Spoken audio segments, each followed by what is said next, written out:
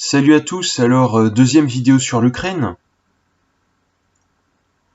Parce que dites donc, alors il y a un certain temps qui s'est écoulé, l'intervention là ça va faire, dans quelques jours ça va faire 3 mois.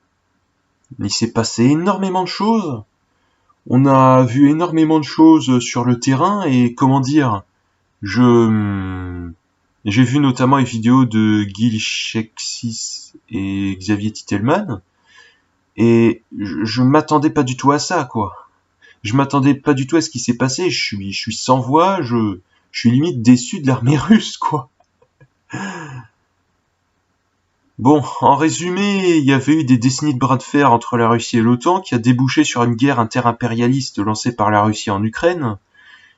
Ça a été une opération de très grande envergure qui, dès le début, a impliqué 20% des effectifs de l'armée russe au front. Et à ce moment, au début, je croyais sincèrement que ce serait plié en quelques jours. Que la Russie aurait facilement gagné grâce au rapport de force, notamment quantitatif, largement en sa faveur. Que le gouvernement ukrainien aurait été renversé et remplacé par un gouvernement fantoche pro-russe. C'est pas du tout ce qui s'est passé. Bon, la stratégie russe, telle qu'anticipée par les spécialistes pensaient que ça serait un truc sur un modèle occidental, otanesque. Avec donc en amont un fort travail de renseignement sur la capacité adverse, puis une guerre qui ne serait initialement que aérienne.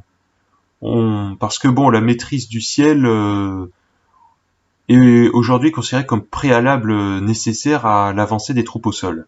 Donc les spécialistes pensaient qu'initialement ce serait qu'une guerre aérienne, avec une forte campagne de bombardement avec différents missiles sur les systèmes solaires, les radars, les centres de commandement et logistique,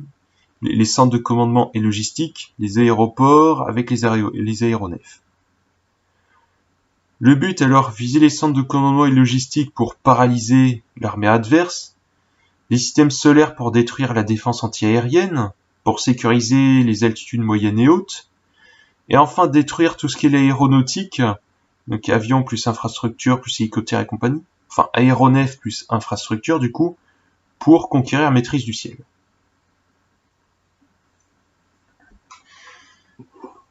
On pensait qu'ils auraient commencé par ça pour ensuite utiliser leur aviation pour opérer à haute altitude et de loin avec l'utilisation de munitions guidées précises pour réduire les risques et les pertes. Le tout afin de déblayer le terrain pour les troupes au sol, notamment les blindés.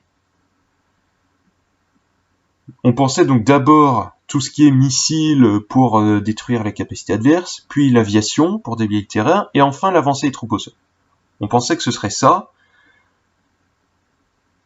Il y aurait eu un très fort emploi de l'aviation avec de grandes opérations coordonnées, des ciblages simultanés, tels que c'est utilisé aujourd'hui. La supériorité aérienne donc, elle favorise l'avancée des troupes au sol. Si le ciel est conquis, alors les troupes au sol sont moins menacées. Elles ne le sont plus par les airs, à minima.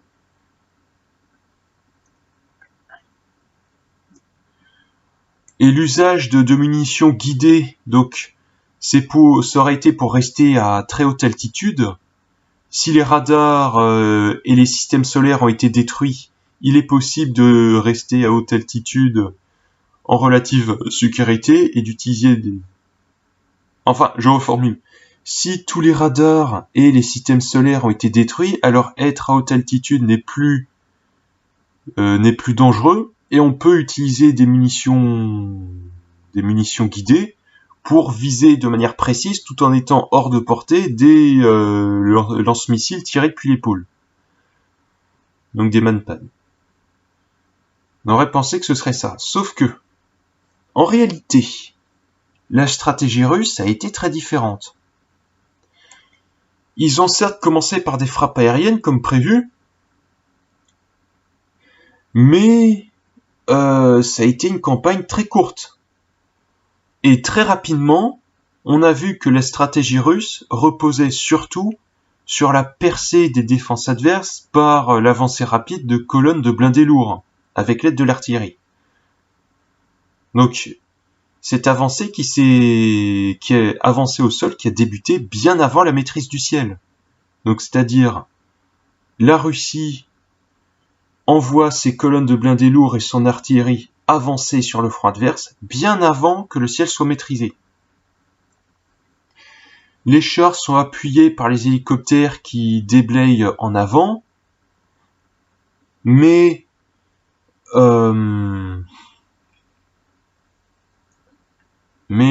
comment dire, les campagnes de destruction de la capacité adverse aérienne, anti-aérienne, logistique, commandement, tout ça, ça a été, on va dire, largement incomplet.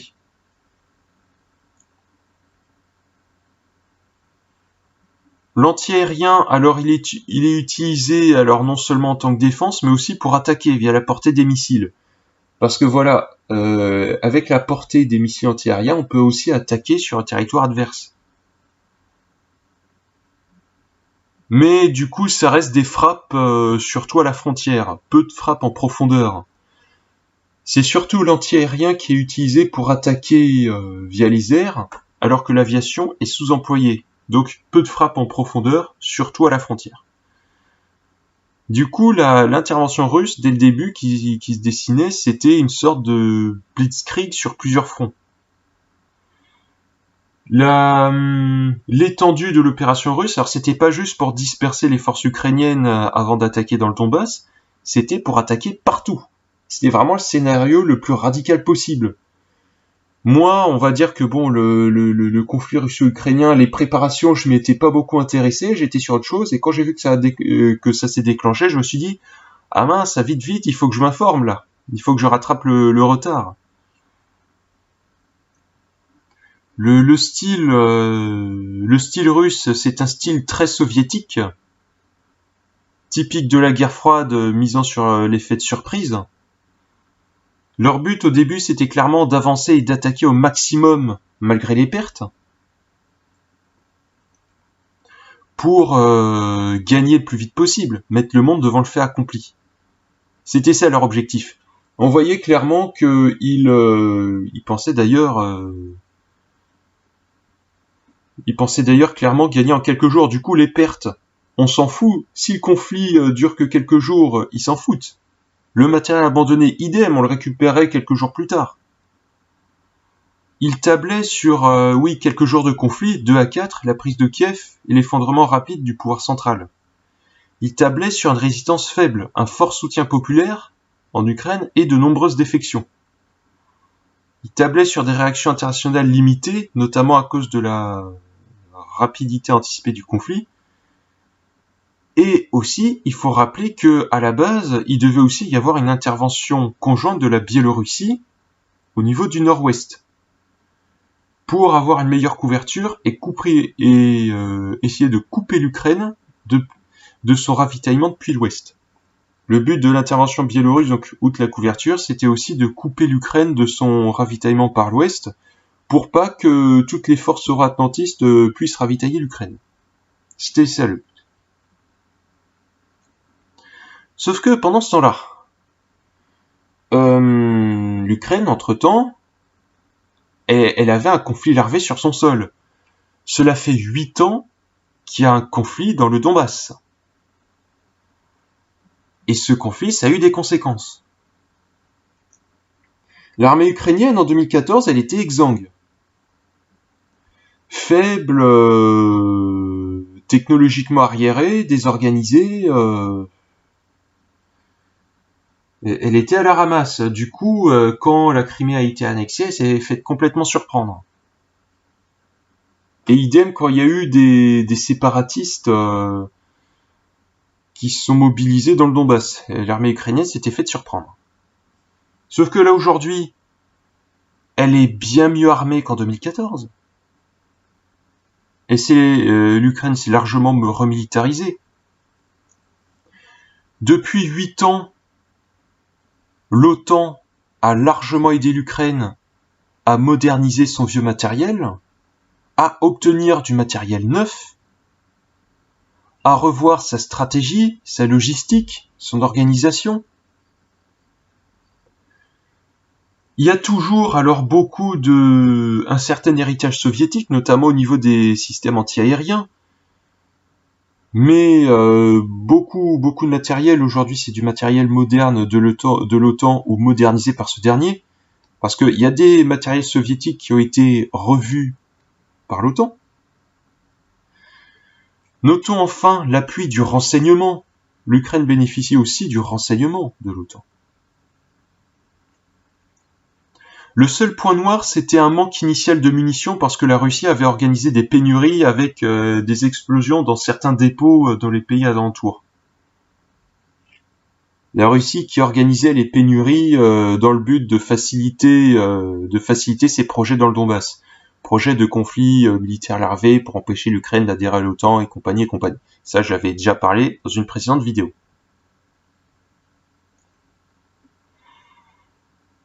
Voilà, donc l'armée ukrainienne de 2022, en fait, c'était clairement pas l'armée de 2014.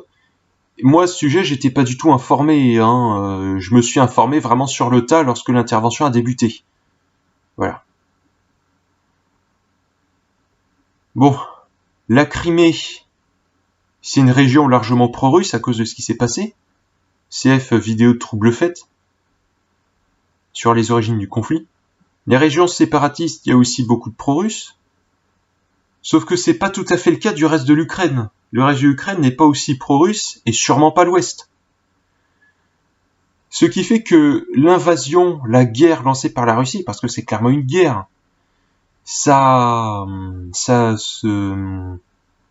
a généré une véritable incompréhension qui a poussé les Ukrainiens à résister.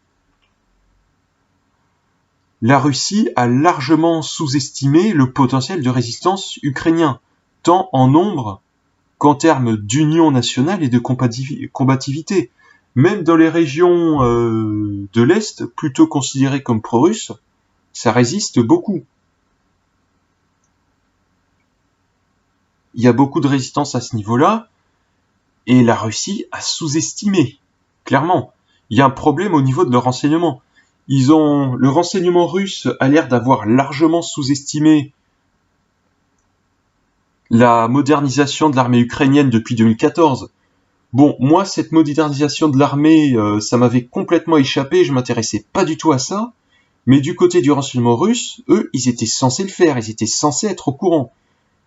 Le renseignement russe, c'est pas un petit blogueur lambda qui s'intéresse à des trucs bien différents. Le renseignement russe, avant leur intervention, ils étaient censés savoir que l'armée ukrainienne s'était largement modernisée, qu'elle avait un fort appui de l'OTAN, qu'elle avait plus rien à voir à celle de 2014, et elle était censée se renseigner plus sérieusement sur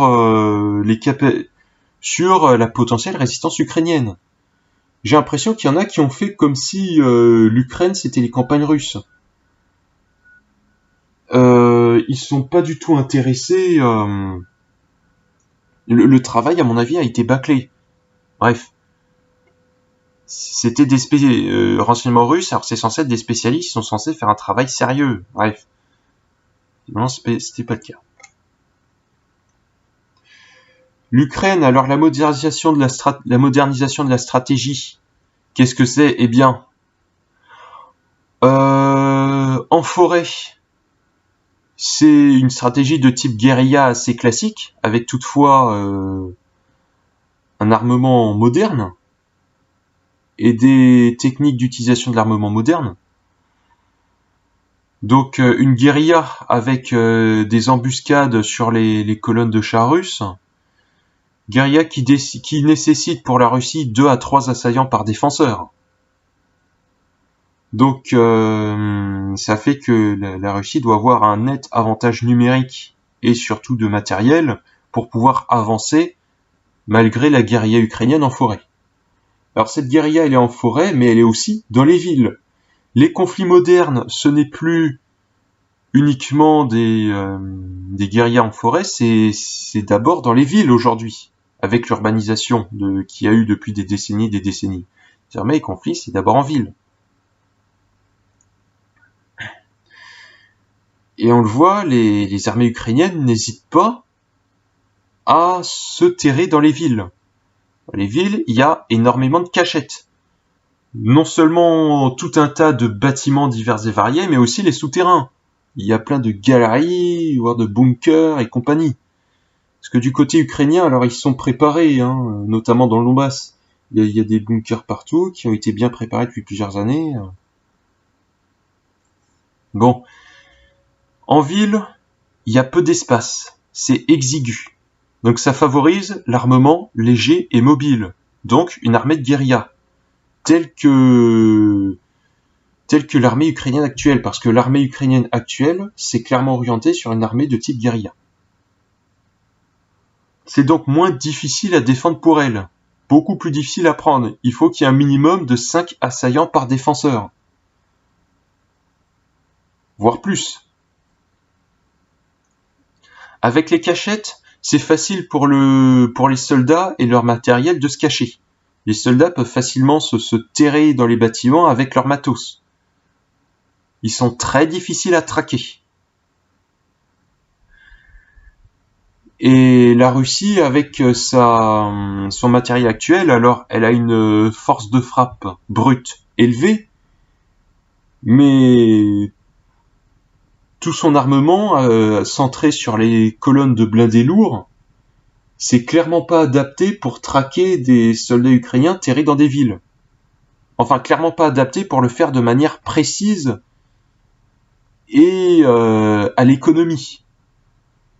Du coup, que fait la Russie ?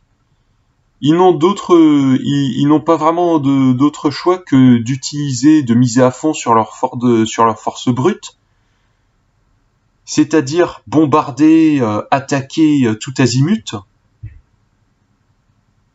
pour essayer de les tuer, pour essayer de tuer les soldats adverses. La Russie, depuis le début du conflit en ville, il tire sur tous les bâtiments à moindre suspicion, en tirant dessus tout simplement, pour détruire le bâtiment en espérant tuer des soldats ukrainiens éventuellement cachés à l'intérieur, par les décombres. Sauf que voilà, les guerres aujourd'hui, c'est des guerres totales. Il n'y a plus de distinction entre le front et l'arrière, en fait. Tout est susceptible d'être le front, en fait, même les bâtiments civils. Les Ukrainiens, de leur côté, ils n'hésitent pas à se cacher là où ils peuvent et là où ils veulent pour des questions stratégiques. Et ça concerne aussi les bâtiments civils. Du coup, du côté russe, ils tirent à fond sur des bâtiments civils, y compris avec des munitions incendiaires, pour essayer de brûler, asphyxier les troupes ukrainiennes éventuellement cachées dans les habitations civiles. Parce qu'en plus, quand ils tirent sur un bâtiment, c'est même pas sûr qu'il y ait des soldats à l'intérieur, c'est sur simple suspicion. Et ça a beaucoup d'effets collatéraux. Ça pousse la Russie à la faute. Vu que la Russie, devant avant tout miser sur sa force brute, doit du coup, pour espérer tuer des soldats ukrainiens, détruire méthodiquement les villes, eh bien, les villes, elles sont en ruine aujourd'hui. Les images, elles sont désastreuses. Et il y a aussi énormément de victimes civiles. Il y a énormément de victimes civiles. Et ça, clairement, ça avantage le côté ukrainien pour leur propagande. Si la Russie fait énormément de victimes civiles, en termes de communication, le camp ukrainien est avantagé. Et du côté russe, ils doivent faire avec ça. Et quand Poutine disait que les civils n'avaient rien à craindre, déjà, je savais que c'était un peu de l'arnaque, mais là, après renseignement, de ma part, c'est encore plus de l'arnaque. Ouais, alors, le conflit a depuis évolué. Au début, la Russie avançait rapidement, sauf au Donbass où il y a un conflit gelé depuis plusieurs années, même si dès le départ, elle subissait de lourdes pertes. Dès le départ, elle subissait de lourdes pertes, mais c'était, on va dire, jugé acceptable parce que les avancées étaient rapides. La présence ukrainienne plus faible ailleurs qu'au Donbass a d'ailleurs facilité leur avancée rapide initiale. Les civils, ils subissent toujours une guerre, plus que jamais aujourd'hui avec les guerres modernes. L'usage massif par la Russie de munitions non guidées, ça veut dire une faible précision, ça a causé de nombreuses bavures dès le début. Ben oui, en fait, dès le début, la Russie a utilisé massivement des munitions non guidées, ça je vais y revenir. Et les munitions non guidées, elles sont beaucoup moins précises, du coup ça augmente largement le risque de bavure. Du coup, dès le début, il y avait beaucoup de victimes civiles à cause de ça. Plus la Russie patine, moins elle tient compte des civils. Et le fait qu'elle se mette à patiner, parce que là la Russie, après les avancées rapides initiales, elle a clairement eu des difficultés, plus le fait que les armées ukrainiennes soient terrées dans les villes, ça signifie que la Russie, maintenant, elle s'en fout complètement des civils. Si le bâtiment est soupçonné d'abriter des soldats adverses, surtout même si c'est un bâtiment civil, il est détruit direct. Même si c'est un bâtiment civil, moindre soupçon détruit direct. Ils s'en foutent des civils du côté russe maintenant. On pense aussi qu'ils attaquent les habitations civiles pour forcer les habitants à suivre, pour forcer les habitants à fuir, pour simplifier la maîtrise du terrain. Les villes, du coup, elles sont en ruine. Les victimes, elles sont de plus en plus nombreuses. Les conditions de vie dans les villes, là-bas, vous imaginez que c'est insupportable. Et ça, du côté russe aussi, ils doivent faire avec ça. L'emploi massif de munitions non guidées par la Russie, je vais pas en parler tout de suite, mais je vais y revenir plus tard. Et les raisons pour lesquelles la Russie patine aujourd'hui, et du coup s'en fout des civils, je vais aussi y revenir plus tard.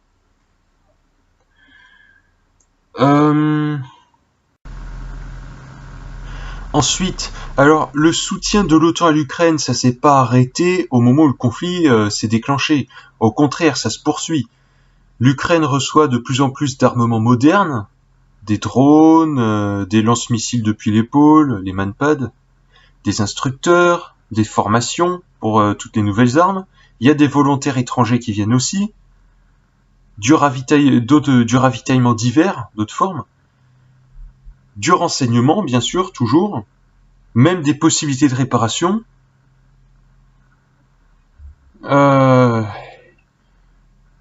Tous ces armements et les nouvelles stratégies par information qui arrivent, côté russe, ça fait mal. Ils ont beaucoup de Russes, notamment de leur matériel roulant. Notons que l'invasion biélorusse a été suspendue. Il est peu probable que la Biélorussie finalement se décide à intervenir, parce que non seulement si c'est le cas, il sera attendu de pied de fer, mais puis en plus Loukachenko, il commence un peu à retourner sa veste, j'ai l'impression. Il y a aussi une opposition interne à l'intervention en Biélorussie qui explique la suspension. Vu que d'une part l'intervention biélorusse a été suspendue et que d'autre part la Russie n'a pas la maîtrise du ciel ukrainien, comme on va le voir plus tard, ça permet aux pays de l'OTAN de ravitailler massivement l'Ukraine depuis l'Ouest. Le ravitaillement est possible. La Russie ne peut pas bloquer le ravitaillement en canardant tout depuis les airs, ni compter sur la Biélorussie pour fermer la porte au ravitaillement. Du coup, ce dernier se poursuit de plus en plus. Plus le temps passe, plus le ravitaillement venant du camp euro-atlantiste renforce les troupes ukrainiennes. Et ça, il faut le savoir. À propos de la maîtrise du ciel, alors, parlons de l'aviation russe. Depuis une quinzaine d'années, il y a de nombreux avions qui ont été modernisés, portés à un standard supérieur. Et il y a aussi certains avions modernes qui ont été mis en service depuis. Les avions ont été modernisés, alors principalement au niveau de l'avionique, aussi au niveau des possibilités d'armement, des munitions qui vont avec. Logiquement, on aurait pu s'attendre que l'aviation russe balaye rapidement l'aviation ukrainienne et obtienne rapidement la maîtrise du ciel.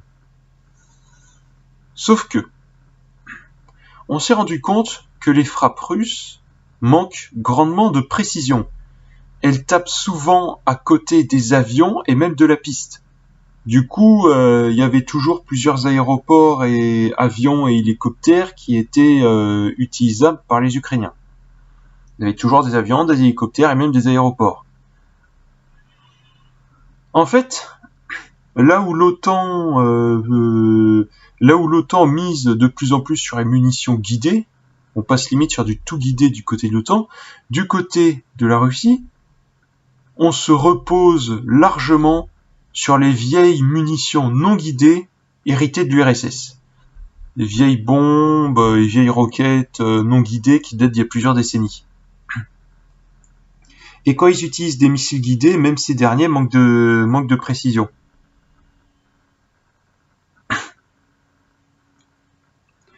Outre le grand manque de précision, il faut aussi savoir que les vieux missiles sont plus simples à intercepter. Alors, tout ça, qu'est-ce que ça veut dire? Ça veut dire que les avions russes, pour toucher, pour faire mouche, ils sont obligés d'attaquer depuis des altitudes très basses. Rien que le manque de précision des munitions les oblige à attaquer à très basse altitude. De plus, le manque de précision, ça a aussi eu pour conséquence que et le fait que la campagne de frappe aérienne avant avancer les troupes au sol était courte, ça veut dire que là, l'Ukraine, elle a toujours beaucoup de matériel anti-aérien pour les moyennes et pour les hautes altitudes. Du coup, en fait, les avions russes, non seulement à haute altitude, ils ne sont pas précis, mais en plus, ils sont sous la menace de l'arsenal anti-aérien ukrainien, qui, avant même les ravitaillements occidentaux, était encore assez important. Du coup, l'aviation russe est obligée, si elle veut attaquer et si elle veut faire mouche, de circuler à basse altitude. Or, ce qu'il faut savoir, c'est que à basse altitude, elle est vulnérable aux manpads, aux missiles tirés depuis l'épaule. Les missiles tirés depuis l'épaule, alors la formation est simple, c'est un armement relativement léger par rapport à la moyenne, pas trop coûteux par rapport à ce qu'on peut voir du côté des avions et compagnie, et ça peut permettre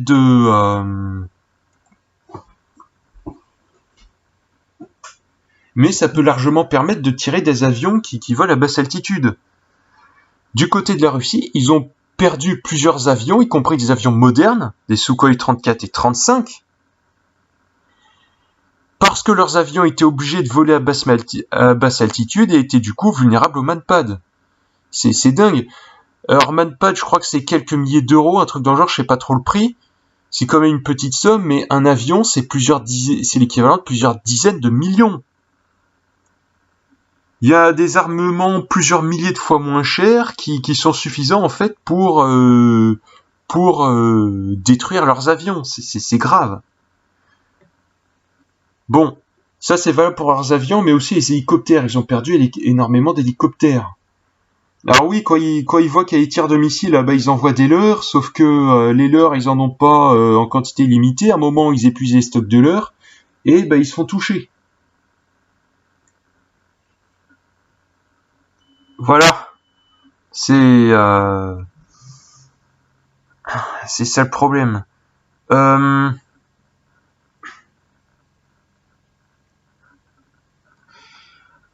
Après, donc déjà outre, alors oui, la campagne aérienne des départs qui a été bâclée, du coup il y avait toujours beaucoup d'anti-aériens, mais pourquoi la Russie utilise aussi peu de munitions guidées? Eh bien parce que leur stock est faible. En plus, l'intervention en Syrie il y avait quelques années avait entamé ce stock. Ensuite, le stock de munitions, c'est surtout celui hérité du RSS avec des vieilles munitions non guidées. Et enfin, la Russie avait employé une stratégie datée de la guerre du Vietnam, de type attaque à vue avec des roquettes et des bombes à chute libre. Cette stratégie-là, attaque à vue avec roquettes et bombes à chute libre, donc c'est daté de la guerre du Vietnam, ça a été abandonné du côté de l'OTAN parce que c'est une stratégie dépassée. C'est beaucoup trop risqué par rapport aux avions modernes. L'époque où les avions... L'époque, il y a plusieurs décennies où les avions étaient plus simples, ça passait encore, mais ça a fini par être dépassé parce que les avions, c'est de plus en plus cher, les pilotes, c'est de plus en plus difficile à former, c'est de plus en plus élitiste. Donc à ce moment-là, si on perd un avion, a fortiori si on perd un pilote, c'est une perte lourde. À l'époque de la Seconde Guerre mondiale, si on perdait un seul pilote, c'était pas une grosse perte. Aujourd'hui, si, quoi, les choses ont changé. Du côté russe, ça va pas, quoi. En plus, les bombes, elles sont pas toujours fonctionnelles. Si elles sont tirées à trop faible altitude, elles ont pas le temps de se déclencher. Et si elles sont tirées à trop faible altitude, elles ont pas le temps de se déclencher avant impact. Et l'entretien, ça va pas toujours. La maintenance et la logistique, on va en reparler plus tard, mais ça, il y a un gros souci. Les bombes qui sont même pas toujours fonctionnelles. Faut dire que si c'est des vieilles bombes qui sont entreposées depuis des années, c'est logique qu'il y ait des défauts. Du côté ukrainien, ils ont toujours des systèmes anti-aériens, mais ils ont aussi toujours des radars.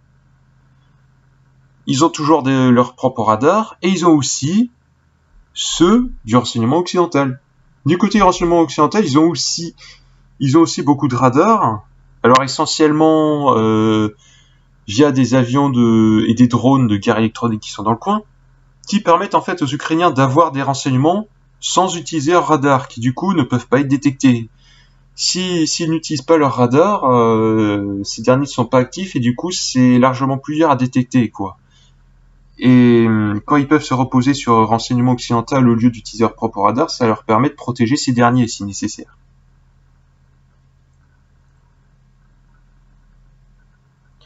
Leur armement solaire, non seulement ils en avaient toujours, hein, et en plus c'est renforcé par les livraisons de l'OTAN. Et bah du coup, l'Ukraine elle avait toujours des avions, des hélicoptères, des aéroports, des systèmes solaires, des radars et compagnie. Même si au début c'était en nombre limité avec les pertes et avec des retards technologiques, elle en avait toujours. Et du coup, la Russie n'a pas de maîtrise du ciel. Au niveau de la stratégie aéronautique russe, la coordination entre le sol et l'air est faible. Il y a peu d'échanges de données, peu de systèmes de liaison de données. Les avions et les blindés opèrent souvent de manière séparée, ou quand il y a des coordinations et sont limitées. L'aviation est avant tout utilisée en tant qu'appui-feu rapproché des troupes au sol. Elle est sous-employée, notamment pour ce qui est de la domination du ciel. Les vols, ils se font uniquement par paires. C'est du moins ce qu'on observait au début. Les avions russes volaient souvent par paires. C'est un signe d'incapacité de la Russie à gérer des opérations aériennes complexes avec des dizaines d'avions qui tirent simultanément. Et ça, c'est un défaut. Les escadrons russes sont encore largement spécialisés. Il y a encore un fort cloisonnement des tâches dans l'aviation russe. Il en résulte une faible versatilité des escadrons et un manque d'exploitation du potentiel des avions récents qui sont multirôles. Ah oui, ils ont fabriqué des avions multirôles. Hein.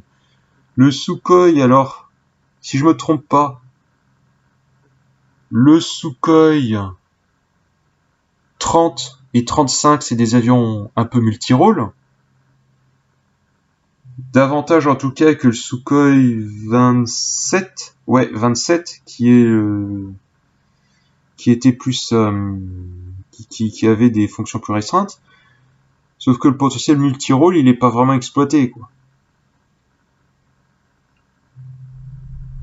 Leur entraînement, alors ils s'entraînent plus sur le plan individuel que sur le plan de la coordination. Et d'ailleurs, l'entraînement, ils en manquent, notamment parce qu'il y a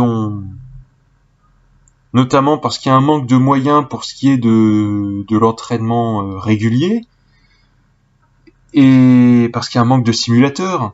Ah oui, d'autant plus avec les conditions météo en Russie, c'est pas toujours possible de voler, donc s'il n'y a pas les simulateurs pour permettre de s'exercer, ah bah, il y a des soucis. Il manque d'heures de vol.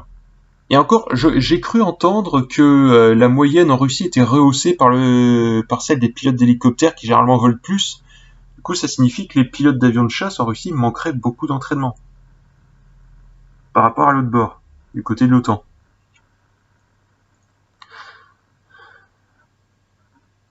Donc oui, les avions russes, en fait, les avions russes les plus modernes, les plus récents, ils sont pas mauvais en fait, ils sont pas non plus vétustes, etc. C'est de bons avions intrinsèquement, mais ils pâtissent de l'usage de munitions antédiluviennes.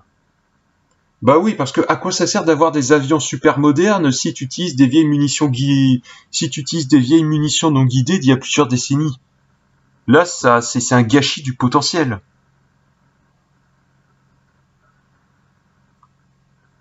Avec ces avions, ils pourraient largement être utilisés pour tirer des munitions guidées depuis haute altitude, hors de portée de la défense antiaérienne de basse altitude après avoir acquis la maîtrise du ciel, mais c'est pas du tout le cas. La Russie, elle perd bêtement des avions modernes, performants et hors de prix, du fait de munitions et aussi d'une stratégie inadaptée. Je parlais de la maintenance et de la logistique russe. Alors, j'ai cru entendre, selon, je crois, sur une vidéo datée, AT chouette, je crois, que la maintenance et la logistique côté russe, c'est un point noir historique. C'est une faiblesse historique. Et bah, visiblement, c'est toujours une faiblesse. La logistique russe, elle est mal dimensionnée, elle est largement incapable de soutenir les avancées rapides et profondes qu'on avait constatées initialement. Il y a eu des avancées dès le début, mais la logistique, elle suivait pas du tout. Bon, ça c'est dû à plusieurs raisons. Le front, la ligne de front, elle est étendue, on parle quand même de largement plus de 1000 km, je me demande si c'est pas 1500, un truc dans le genre, 1700, je me souviens plus du chiffre exact, mais c'est largement plus de 1000 km. L'étendue du front, ça gêne. Il y a aussi l'étendue des lignes de communication à l'intérieur de la Russie, parce que la Russie, c'est le plus grand pays du monde, ça a les dimensions d'un empire, mais du coup, elle souffre un peu de son gigantisme. La forte étendue des lignes de communication sur un vaste territoire avec de nombreuses contrées inhospitalières, ça gêne beaucoup la logistique, l'approvisionnement, à cause des longueurs, des distances de transport et des conditions difficiles. En plus, au printemps, il y a la Rasputitsa, donc il y a beaucoup d'inondations. Ça gêne des deux côtés, mais ça gêne surtout du côté russe qui utilise beaucoup de matériel lourd.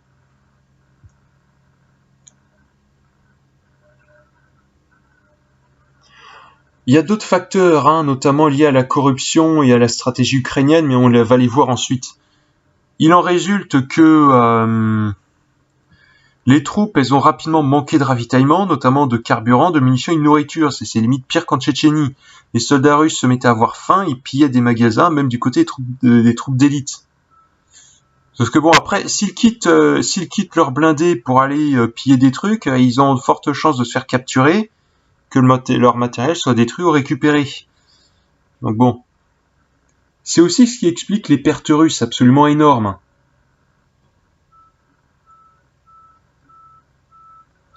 Du côté des soldats russes, dès le début, ils avaient utilisé des troupes d'élite. Notamment les Tchétchènes et les parachutistes. Plus des forces spéciales. Dès le début, il y avait les troupes d'élite, mais on constate qu'il y a un large emploi de la conscription côté russe, avec de nombreux jeunes soldats inexpérimentés, désorganisés, peu motivés et peu entraînés. Alors oui, faible motivation parce que ces jeunes soldats sont généralement peu motivés pour participer à une guerre impérialiste et fratricide, grosso merdo entre Slaves, qui ne sert pas d'intérêt populaire, encore moins prolétarien. Donc ils sont pas motivés, il y a pas mal de désertion. En plus, les offensives, elles sont brouillons. Face aux embuscades, ils se font complètement surprendre, ils réagissent n'importe comment. Du coup, les pertes, elles sont énormes. Et la Russie, à cause de toutes ces pertes, elle doit à chaque fois amener de nouvelles troupes et du nouveau matériel pour pallier à tout ça et conserver l'avantage. Elle doit même rapatrier des troupes depuis l'étranger. L'engagement russe, là, il est limite passé à 50% du total de l'armée employable. C'est C'est énorme. Bon. Le problème du côté russe, c'est que leur lourde perte pour une avancée médiocre associée à la mobilisation générale en Ukraine a fait basculer l'avantage numérique du côté des Ukrainiens. Très rapidement, avec la mobilisation générale en Ukraine, les soldats ukrainiens se sont retrouvés plus nombreux que les soldats russes. Et sachant que du côté russe, il leur faut plusieurs assaillants par défenseur pour avancer, eh bien, il manque d'avantages numériques maintenant. Ils l'ont plus.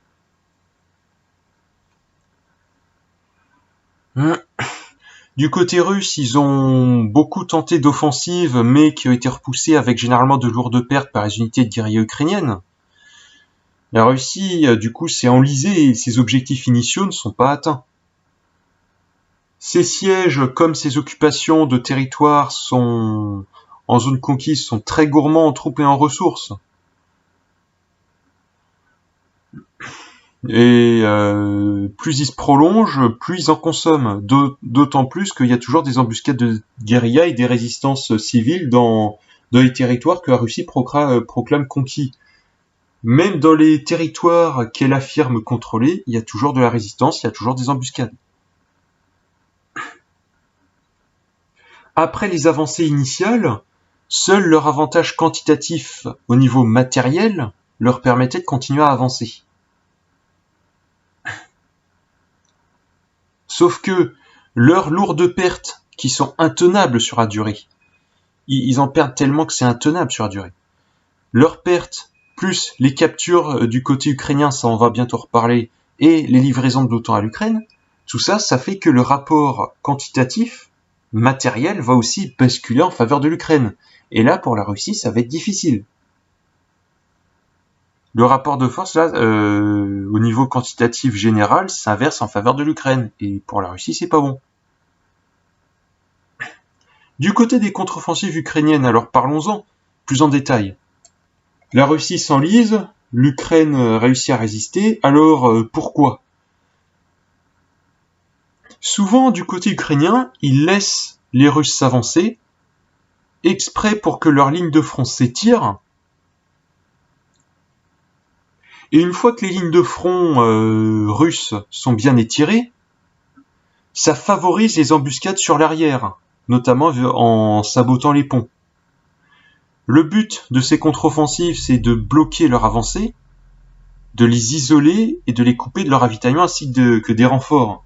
Parce que les troupes russes s'avancent rapidement, du côté ukrainien ils laissent faire, à un moment ils décident d'attaquer les arrières pour les couper de leurs arrières. Et du coup les troupes russes qui sont avancées se retrouvent encerclées. Sans ravitaillement, sans renfort, voire même sans communication, et ben ils sont bloqués là. Au début, du coup, après les offensives initiales, il y a des dizaines de milliers de soldats russes qui se retrouvaient bloqués, immobiles, sans ravitaillement ni renfort. Alors, il faut savoir que tous leurs blindés et compagnie, ils ont besoin de carburant pour avancer, mais aussi pour utiliser les radars. Les radars et tous les systèmes électroniques, ça fonctionne moteur allumé avec du carburant qui est du coup consommé. Et s'ils n'ont plus de carburant, eh bien, il n'y a plus rien qui marche, tout tombe en panne. On se retrouve du coup avec des gigantesques colonnes de blindés et de camions qui sont bloqués sur des dizaines de kilomètres, mais qui peuvent plus se défendre. Donc c'est des cibles extrêmement faciles. Et du côté ukrainien, bah ils sont pas privés pour attaquer. Hein. le moral du coup côté russe est en berne et ça renforce encore les désertions.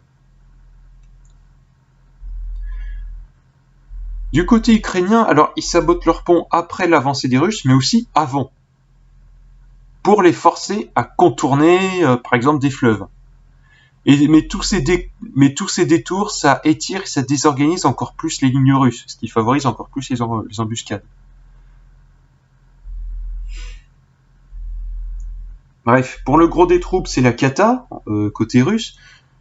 Pour les forces d'élite aussi, leurs offensives là, de Tchétchènes et de parachutistes et de forces spéciales au début, elles ont été repoussées et décimées. Parce qu'en fait, alors le ralentissement des autres colonnes et aussi la suspension de l'invasion biélorusse, ça a fait qu'elles n'ont pas eu le soutien escompté initialement, et ça a fait échouer leurs interventions. Non seulement lors des offensives russes, la Russie subit de lourdes pertes, mais elle a subi encore plus lors des contre-offensives. Notons alors, quand il y a des soldats russes qui se retrouvent encerclés, il y en a beaucoup qui sont prisonniers.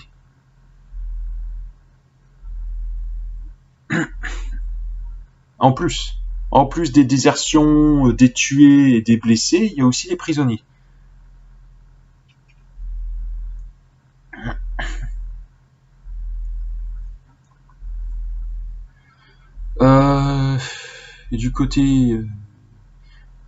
Du côté ukrainien, alors les armées de guérilla modernes, par opposition aux Russes, maîtrisent beaucoup mieux la mixité des armes et des compétences au sein d'un même groupe de combat. Il n'y a pas de spécialisation rigide, etc. C'est nettement plus versatile et ça leur donne l'avantage dans une guerre de guérilla. Du côté ukrainien, avec leur résistance, ils ont empêché le ravitaillement intérieur. Enfin, du côté ukrainien, avec leur résistance, pas forcément attendu, on pensait généralement pas qu'ils puissent résister à ce point-là. Ils ont empêché le ravitaillement aérien des Russes en bloquant la maîtrise du ciel et en bloquant la prise des aéroports. Ils ont empêché les débarquements russes en ayant le temps, grâce au retard russe, de miner systématiquement les côtes. Ils ont en plus coupé des voies ferrées et miné des axes secondaires pour forcer les Russes à emprunter les grandes routes et les grands axes de communication. Mais du coup, en faisant ça, le ravitaillement russe, ça forme des gigantesques colonnes de camions sur des axes, sur de grands axes. Et ça, ces colonnes de camions, elles sont très vulnérables aux embuscades. D'autant plus que déminer les axes secondaires, c'est super long et c'est pas toujours possible. Du coup, les embuscades ukrainiennes sont nombreuses. Enfin, alors du côté ukrainien, ils ont remarqué que la logistique russe faisait défaut. Alors, ils attaquent le point faible.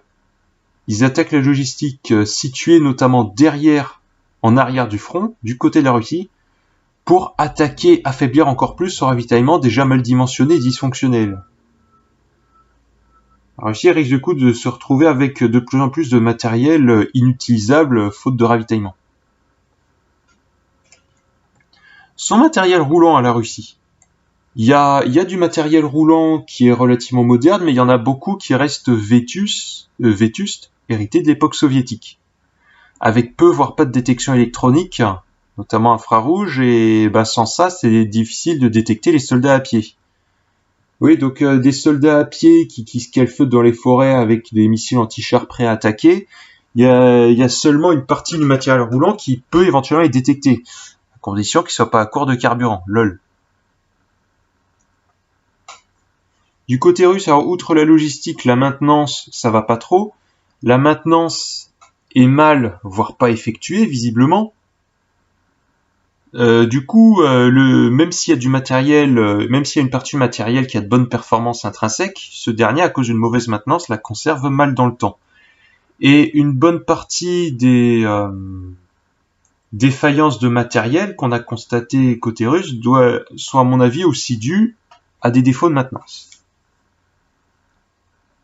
L'anti-aérien notamment a souffert de ratés de détection et d'interception, y compris à faible distance et sur de vieux massifs balistiques très prévisibles, voire même sur des hélicoptères qui étaient venus attaquer le sol russe. C'était un moment de l'attaque d'un dépôt de carburant. Oui, l'armement anti-aérien, ils n'ont pas détecté, ces trucs. Qu'est-ce qui se passe? Moi, je pense pas que leur matériel soit intrinsèquement si mauvais que ça, mais je pense que la maintenance, ça fait défaut. Ou peut-être que le matériel est pas trop mal conçu intrinsèquement, mais qu'il y a des défauts de fabrication. Bref, je vais revenir plus tard à ça. Du côté russe, alors il y a beaucoup de défections, des désertions. Il y a des inondations de printemps qui font qu'il y a plein de matériel roulant qui s'embourbe. Et il y a des défaillances logistiques qui font tomber en panne.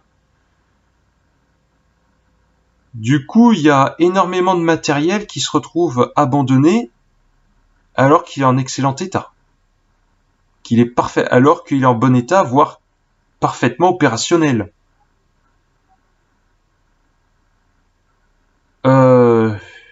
Et parmi ces blindés abandonnés, il y en a beaucoup qui sont capturés en très bon état par les troupes ukrainiennes, voire même par des paysans avec leurs tracteurs. On a vu des agriculteurs ukrainiens se ramener avec leurs tracteurs et ramener des blindés russes. C'est limite si la Russie n'est pas le premier fournisseur de matériel lourd, tout du moins au cours du début de la guerre. Toutes ces captures serviront à récupérer des données, éventuellement des missions préenregistrées avec les futurs objectifs et mouvements de troupes, pour préparer des embuscades, et ça servira aussi à l'OTAN pour mieux connaître et contrer le matériel russe. Alors c'est pas que des vieux blindés qui ont été capturés, hein, c'est aussi des systèmes nettement plus sensibles, des systèmes de guerre électronique, de communication cryptée qui ont été capturés par l'OTAN. Tout le matos russe, là, il est connu. Donc leurs efforts de mise à niveau et qu'ils ont effectués depuis plusieurs années, là, c'est un peu réduit à néant, presque. Alors, à propos de la communication cryptée, elle est rare, en fait. Ils ont des outils de communication cryptée, mais leur usage est rare. La plupart des communications russes, elles sont effectuées en clair, avec le réseau civil. C'est ce qui explique pourquoi l'électricité et les réseaux sociaux étaient toujours fonctionnels au début de l'offensive.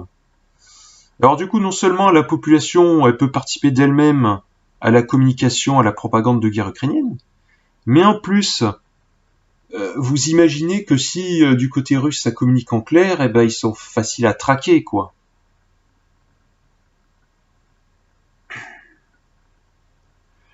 Donc,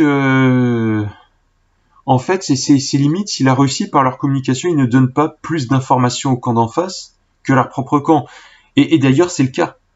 Si la Russie a un mode de fonctionnement qui fait que beaucoup de leurs informations fuitent vers l'autre camp, paradoxalement, les troupes de leur propre camp manquent d'informations. La hiérarchie, alors, est communiquée assez mal avec le gros des troupes. Les informations venaient en retard et du coup,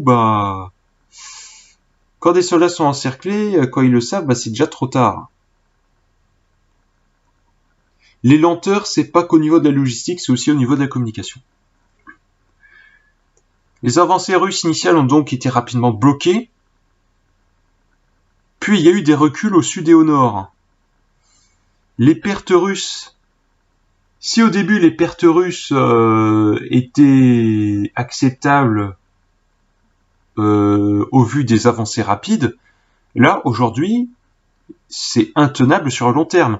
La Russie ne peut pas tenir des pertes pareilles sur le long terme. Elle a bâclé son intervention, elle ne peut pas atteindre ses objectifs. Là, fort probablement, le régime ukrainien va tenir. Alors qu'on pensait qu'il tomberait en quelques jours, là, il va fort probablement tenir.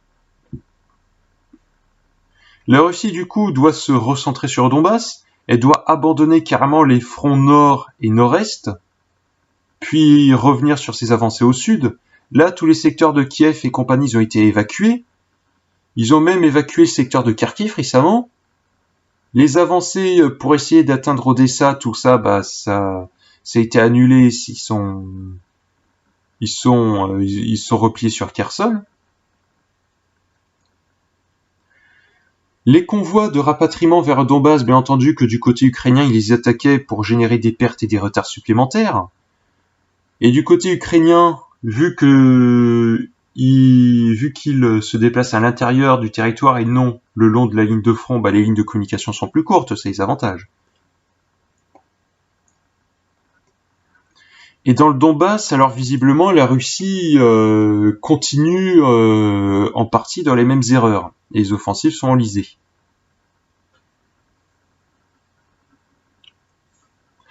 Si d'un côté, les Ukrainiens sont devenus plus nombreux avec la mobilisation générale et prennent l'avantage quantitatif et qualitatif côté matériel avec le soutien euro-atlantiste, du côté russe, ils subissent de lourdes pertes continues et épuisent leur stock. De plus en plus, ils se mettent à détourner du matériel et utiliser du matériel suranné pour compenser, à force d'épuiser les stocks. Bon, alors attention en revanche à ne pas à ne pas se mettre inversement à sous-estimer la Russie, parce que la Russie, il leur reste quelque chose, c'est le Kinzhal. Le Kinzhal, c'est un gros missile hypersonique pouvant porter une charge conventionnelle ou nucléaire et qui peut être utilisé pour détruire par exemple des porte-avions. Ce missile est rapide comme un missile balistique et agile comme un missile de croisière. Il est actuellement furtif et quasi impossible à intercepter. Bah oui, parce que sa furtivité, alors si j'ai regardé l'information, c'est lié à son bouclier thermique.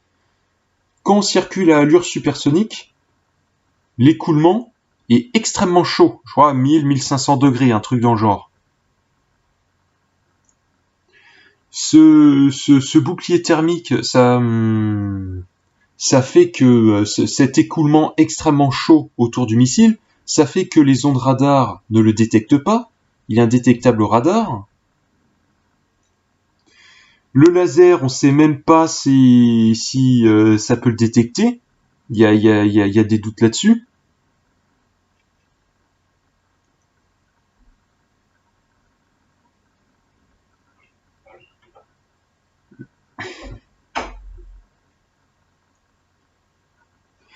Quant à l'infrarouge, alors l'infrarouge, alors bon, ça peut détecter l'infrarouge, alors au contraire, ça doit bien pouvoir détecter, sauf que du fait de la portée limitée de l'infrarouge, quand ça détecte, c'est trop tard, parce que c'est un truc hypersonique. Du coup, grosso merdo, le Kinzhal est furtif de fait, et quasi impossible à intercepter. Actuellement, il n'a aucun équivalent actuel dans l'OTAN. Bon, a-t-il une utilité concrète sur le terrain? Alors, pas vraiment. Sur le sol ukrainien, avec vu qu'en face, c'est beaucoup de troupes décentralisées avec de l'armement relativement léger, plus léger que côté russe, eh bien, c'est pas un missile qui est particulièrement utilisable. Mais disons que son rôle, c'est surtout, on va dire, un rôle d'avertissement. Le but du Kinzhal qui a été utilisé, je crois, au moins par 2 fois, je ne sais pas s'ils l'ont réutilisé entre-temps. Le but, c'est de rappeler à l'OTAN qu'il dispose d'un missile capable d'emporter une charge nucléaire et capable de détruire leur navire. Enfin, il n'empêche que c'est pas juste un matériel en particulier qui peut changer le cours de toute une guerre. Et il n'empêche que la Russie est en difficulté actuellement. Poutine, de son côté, va-t-il abandonner? C'est peu probable. Il a vécu l'humiliation de la chute de l'URSS, il veut montrer une Russie dominatrice et il refuse de perdre la face. La Russie s'est lancée dans cette intervention, elle a largement sous-estimé l'Ukraine et risque de perdre gros sur son hubris.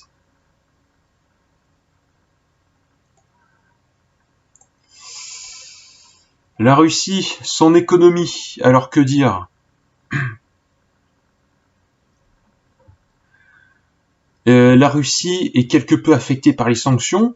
Alors c'est vrai que ça fait des années qu'ils se sont payés des sanctions, ça fait des années qu'ils essaient de relocaliser des trucs et de nouer des partenariats avec plutôt l'Iran, l'Inde et la Chine.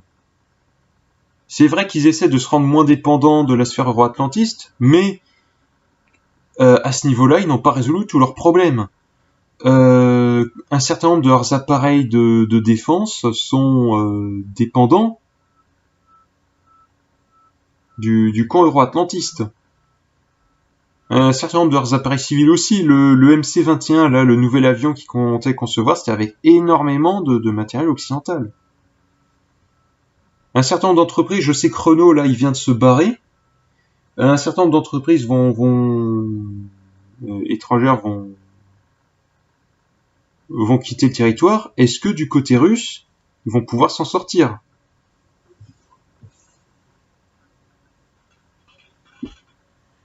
Ouais, là, pour le coup, là, leur économie, elle risque à nouveau d'être affectée. Après, ils vont pas forcément s'écrouler. Je vais y revenir un peu plus loin. Mais il est indéniable que les sanctions vont avoir des effets. On va toutefois un peu revenir plus tard sur ces dernières. La monnaie russe s'est effondrée au moment de l'offensive. Poutine, du coup, pour essayer de soutenir le cours de la rouble sur les marchés, en augmentant sa demande pour payer avec, il a dit que les paiements à la Russie devraient être effectués en rouble, notamment pour les hydrocarbures. Elle dit sinon elle va couper le robinet. Je crois qu'il y a un pays, alors est-ce que c'est pas la Bulgarie ou je ne sais quoi, où la Russie a coupé le robinet, mais du coup je sais pas trop comment ça va se passer. Du côté de l'Allemagne, ils sont en grande difficulté. Ça valait bien le coup de se barrer du nucléaire si c'est pour se retrouver dépendant de la Russie avec le gaz. L'Allemagne est un peu dans le caca. Du côté des États-Unis, ils ont dit qu'ils voulaient un embargo sur l'énergie russe. Alors bon, ils sont gonflés les États-Unis de dire ça parce que eux, s'il y a un embargo décrété sur l'énergie russe, c'est pas eux qui vont en payer les conséquences, mais toujours leurs soi-disant alliés, enfin leurs larbins plutôt. Nous, heureusement, on a le nucléaire, on sera pas les plus impactés, mais du côté allemand, ça doit être gêné. Si jamais l'embargo a lieu, la Russie va perdre des revenus, mais elle peut encore la compter sur les pays émergents, notamment la Chine, avec qui elle a noué beaucoup de contrats. Notons enfin que, à l'intérieur de la Russie, il y a une opposition à la guerre. Il y a un certain nombre de Russes qui sont opposés à cette guerre. L'opposition est réprimée, bien sûr, mais cette opposition, s'il y a des répercussions économiques, et dans une moindre mesure, si les gens ont vent des exactions qui ont lieu sur le front en Ukraine, dans une moindre mesure les exactions, mais surtout les répercussions économiques, ça pourrait faire croître cette opposition à l'avenir. On va voir comment ça évolue sur le long terme.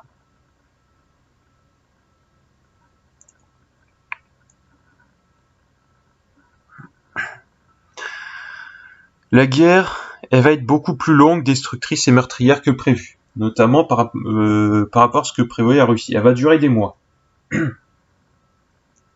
On en est déjà à presque 3 mois. Ça pourrait même... Alors, est-ce que ça va dépasser l'année ? Je sais pas, parce que là, dans le Donbass, ça va être un peu gelé, mais là, au vu des pertes, d'ici quelques mois, il pourrait se passer beaucoup de choses. La course à armement va, à mon avis, à nouveau s'accélérer, vu ce conflit.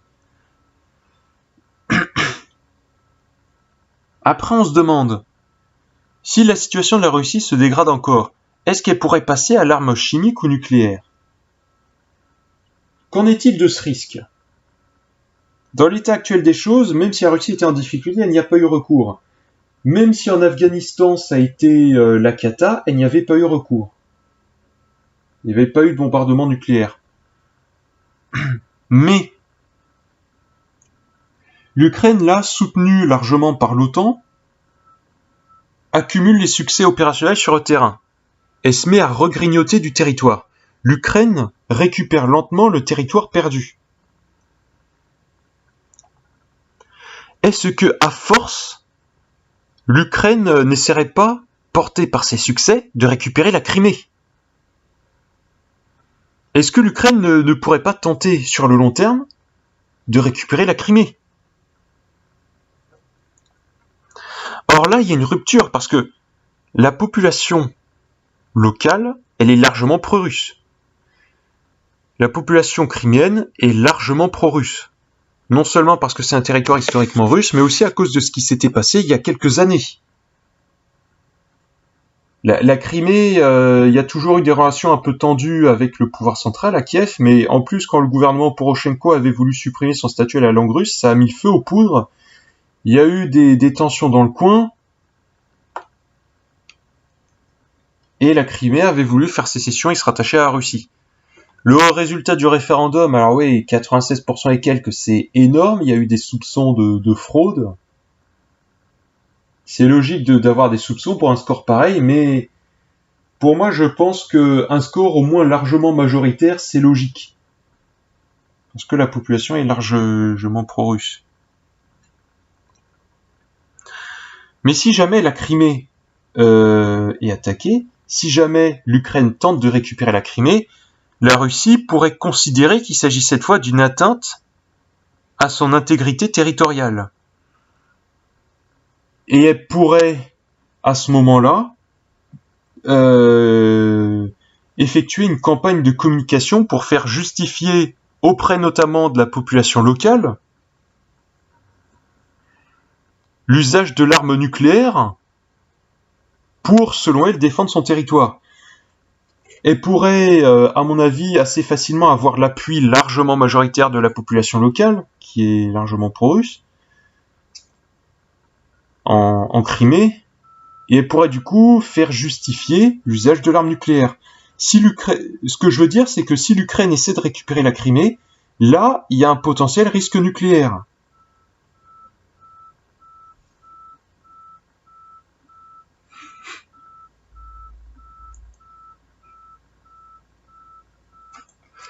À propos des difficultés côté russe, la stratégie pourrie, la maintenance, la logistique à revoir. Il faut savoir aussi que dans le cas de l'armée russe, il y a un fort bureaucratisme, un très fort conservatisme d'appareil. Beaucoup de bureaucratisation, beaucoup de conservatisme d'appareil. C'est visiblement particulièrement sévère. Alors bon, d'où est-ce que ça vient? C'est évident, c'est l'héritage de l'URSS, parce que la Russie poutinienne vit aussi sur l'héritage de l'URSS. Il y a toujours plein de vieux généraux formatés dans le vieux moule soviétique avec toutes ces lourdeurs bureaucratiques qui sont un peu ignares sur les guerres modernes.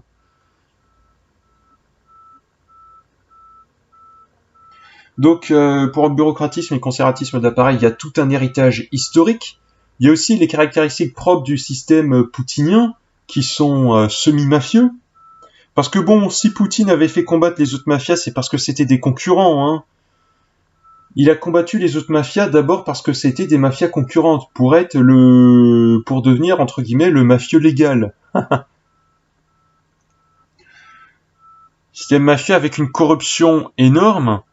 Bon, la corruption a quand même baissé par rapport aux années 90, mais bon, aux années 90, c'était très particulier en Russie. C'était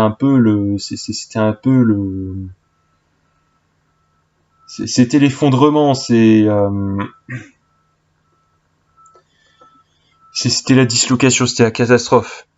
Il n'empêche que la corruption aujourd'hui, elle doit manger au moins la moitié du budget de l'armée. Et elle doit affecter l'allocation du reste.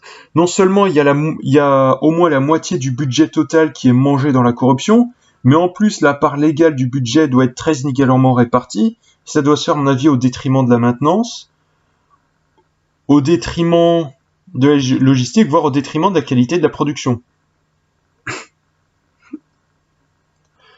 C'est ce qui explique aussi tous les défauts constatés au niveau de l'armement russe sur le terrain.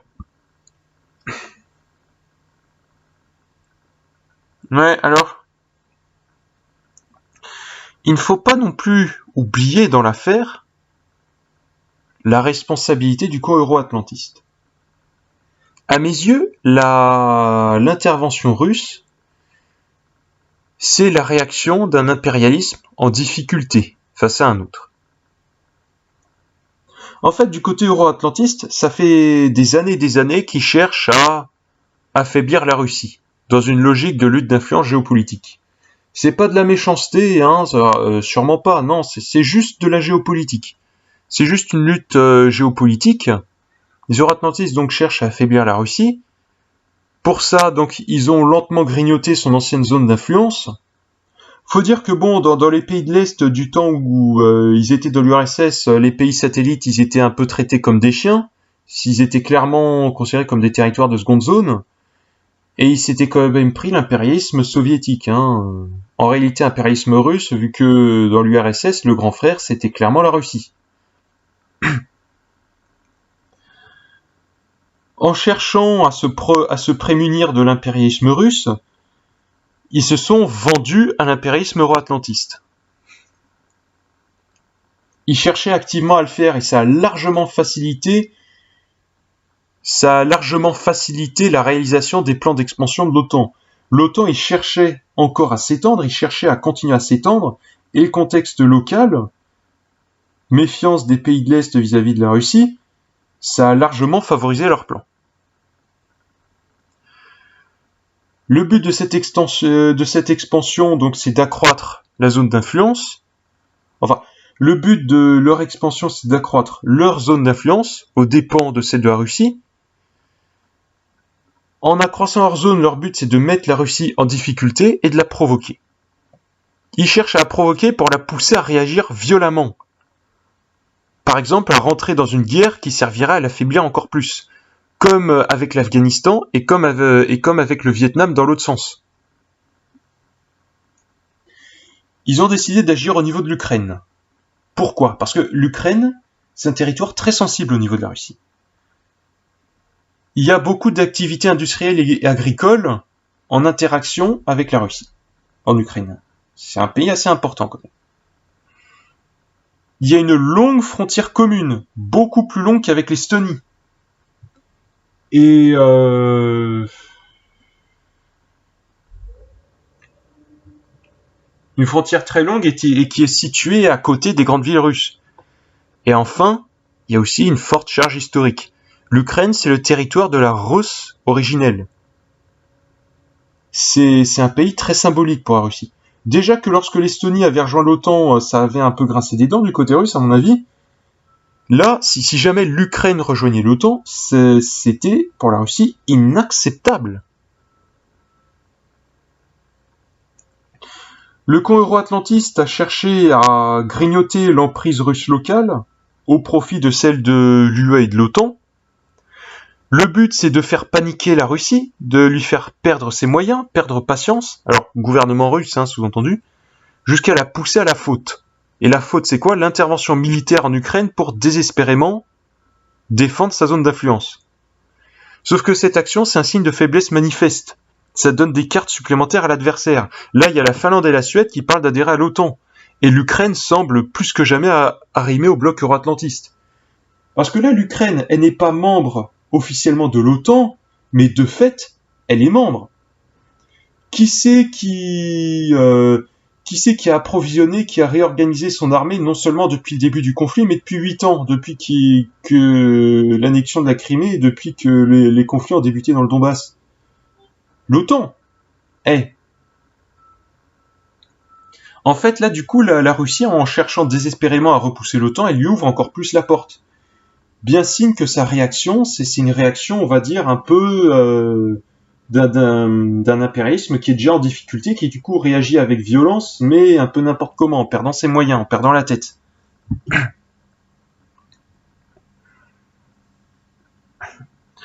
La population ukrainienne subit les affres de la guerre, c'est le champ de bataille. La population des deux blocs va aussi subir les effets des sanctions. Nous, on a de l'inflation de notre côté. Il y a des pénuries et surtout de l'inflation. On subit pas ce que subissent les Ukrainiens. On n'a pas le territoire complètement détruit, mais l'inflation sur le long terme, ça fait quand même quelques dégâts sociaux.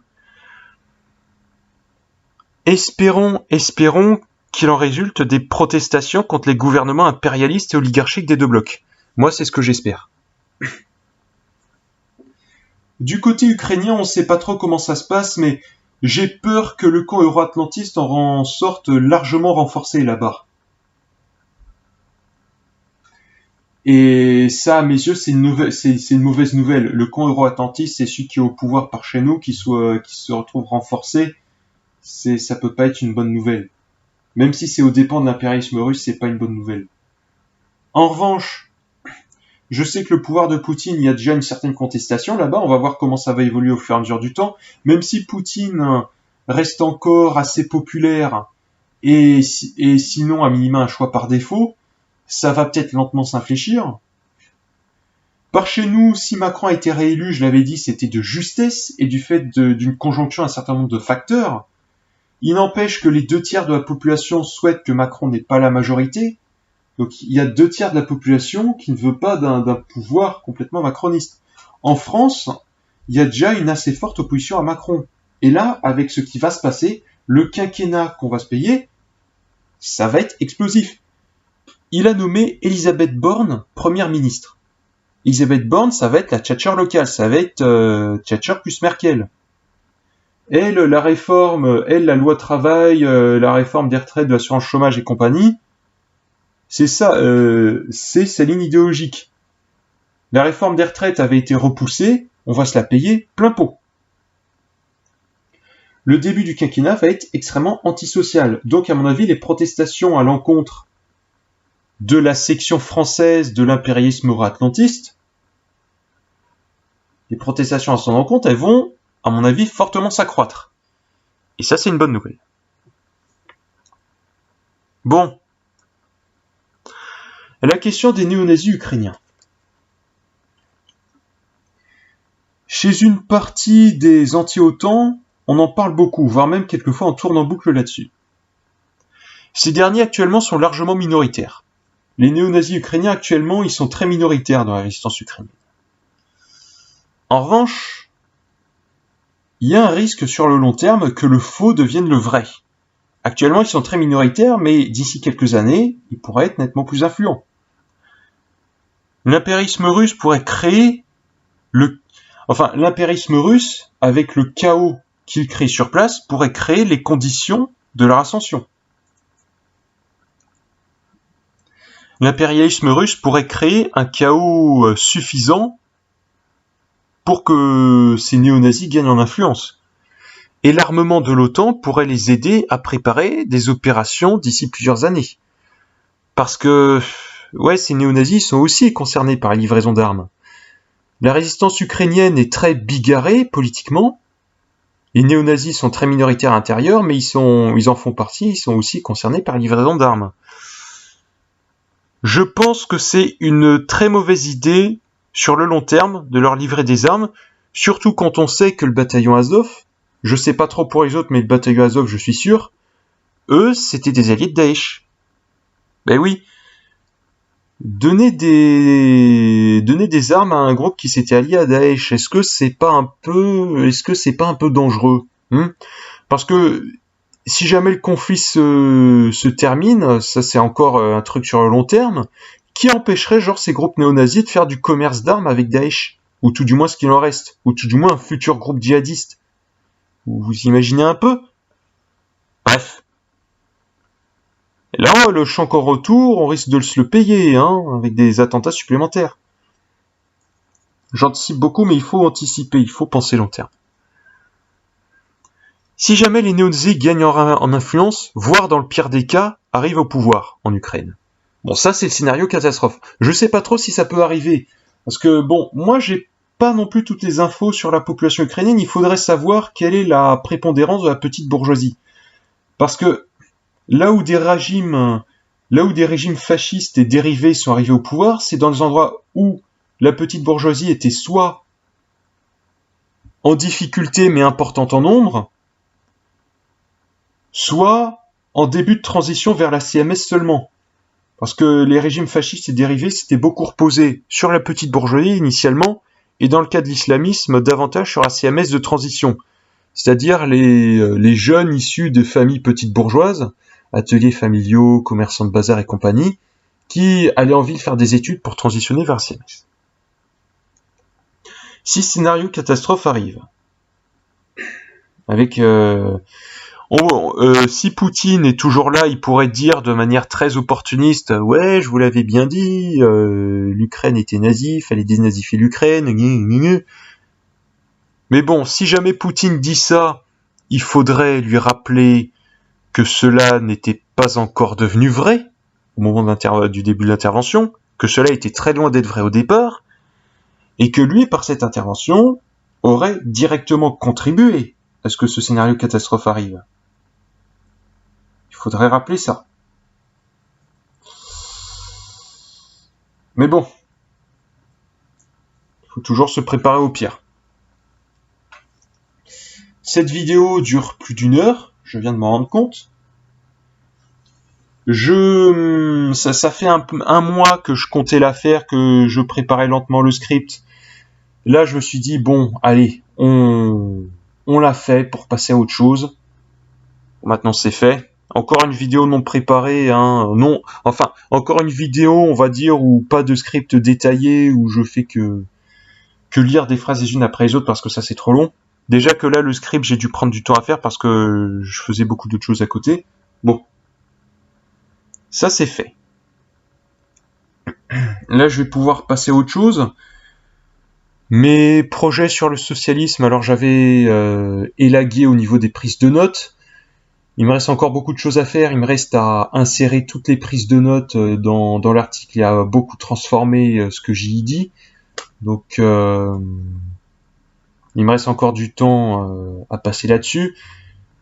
Il me restera encore un autre projet central à faire plus tard, mais ça c'est pas pour tout de suite. Bon, et bah du coup je vous dis à plus.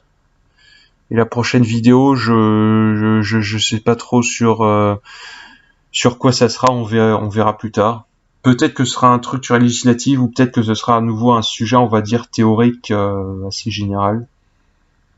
Bon, il y a à plus.